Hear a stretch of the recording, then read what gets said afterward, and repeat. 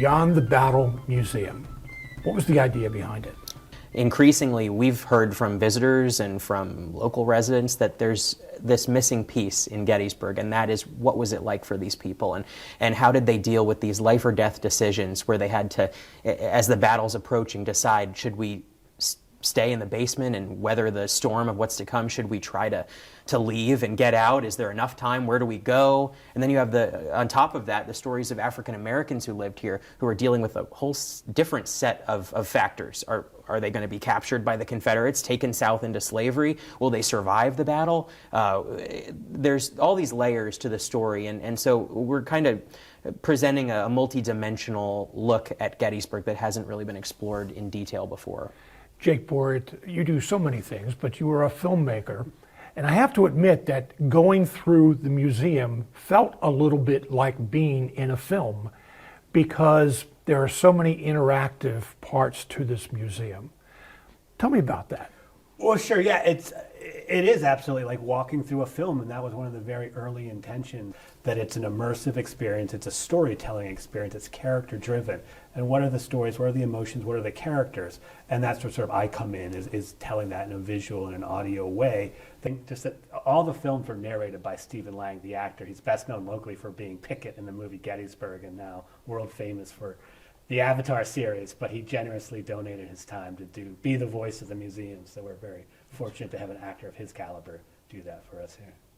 Andrew, one of the artifacts I think that is most valuable and is so rare is a program from the Gettysburg Address on November 19th, 1863. Talk about that. Well, it's my favorite thing about the Adams County Historical Society and small community archives, that you find things all the time. I started here as an intern when I was in high school, and I was told to go around and look at boxes full of scrap paper from businesses that hadn't been sorted or organized. And in the scrap paper, after looking through a bunch of blank pages and pages with notes, was an original program from the Gettysburg Address. This is one of the rarest items in our entire collection. It's an original program from the Gettysburg Address. And as you can see, someone wrote all over it. It was used as scrap paper by a local business. And, you know, it waited 150 years for somebody to go through that stack of papers and find that it's one of maybe only a handful of copies of that program that was handed out there that day that still exists. How many artifacts does the museum have? We have a collection numbering in the millions. There's over 1,000 original artifacts on display in this museum, and most for the very first time. All right, so you mentioned that program to the Gettysburg Address as one of your favorites. What else? Wow. Well, we have an incredible collection of artifacts from the aftermath of the battle. People were literally using buckets to scoop up all of the artillery shell fragments and bullets and bayonets that had been left behind. So we have artifacts that were damaged by the battle, bullets that went through headboards in homes and went through signs in the street. But we also have these letters and diaries, and we have a lot of paper documents on display, and so I think those are my favorite. If I picked one in particular, we have a letter from a 10-year-old girl that was written just a couple days after the battle, and she's writing about her little baby sister who learns to crawl and walk as the battle's happening, and so she's talking about this incredibly serious thing, but at the same time talking about the day-to-day life in their home. So imagine these kids in the middle of all of that and what they left behind, the artifacts and the stories. It's just a really compelling part of Gettysburg's history. Jake, Caught in the Crossfire is probably what's going to get the most attention. Describe that, if you would.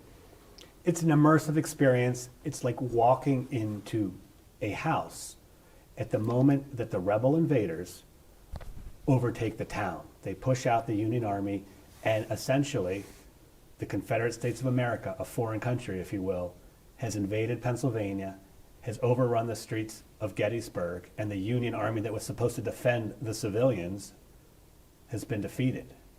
And this army you've been hearing about for years, that seemed days, if not years, away from you, all of a sudden is in your living room or in your basement. And it's very much the experience, an amalgamation of historical characters told in a very dramatic way, presented with cutting-edge technology, audio, lights.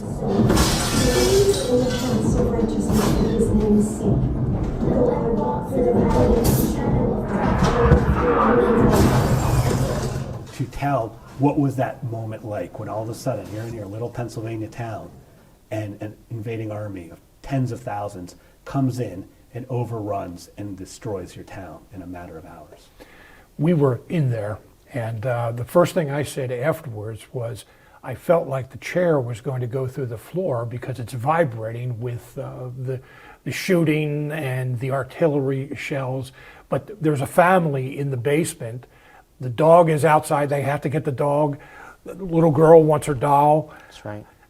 It really personalizes what it felt like. And that part, maybe it feels like, I don't know, it does feel like a film, but one that you're actually participating in. That's the concept, really. It's, again, being a filmmaker, I made these various films, and one of the films is sort of the introduction to that, where you hear the civilians telling their firsthand accounts of what it was like. And it starts off with, we're going to win this, and our boys are going to kick them out, and there's no way you can beat the Yankees, and it's going to be, and then the growing realization that this isn't going well. What's going to happen? Mm-hmm. Why are there bloody Union soldiers coming back and retreat? Why is everyone and then all of a sudden it heightens and goes faster and faster until there's a moment that every civilian that was in the town had to make is, what do? You all of a sudden in the middle of a huge battle, in retrospect the biggest battle in the history of Western Hemisphere. And do you run? Do you try to hide? What do you do? And then we were really privileged to work with our good friend Jeff Shara, the author, who I know is a good friend of yours. And he a master of creating fictional but historically good dialogue, and created this dramatic narrative, much like a movie. So, Andrew, what do you want visitors to the museum to take away from it? I think that, first of all, these things are still happening all around the world. We were writing the script and preparing this immersive experience as we hear the same accounts virtually from Ukraine, from families in the middle of this. And I think it's really almost jarring for people to recognize that this happened to American families on American soil right here. And so I hope people will come away with a better understanding of how war impacts innocent civilians who are caught in the middle of it.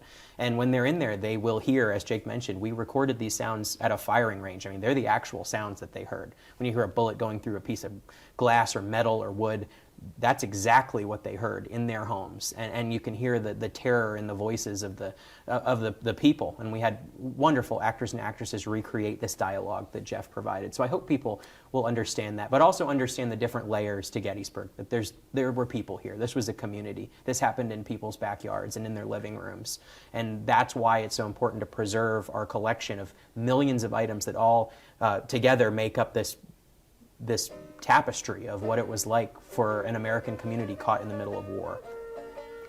Andrew Dalton and Jake Bort, I want to thank you very much for being with us today.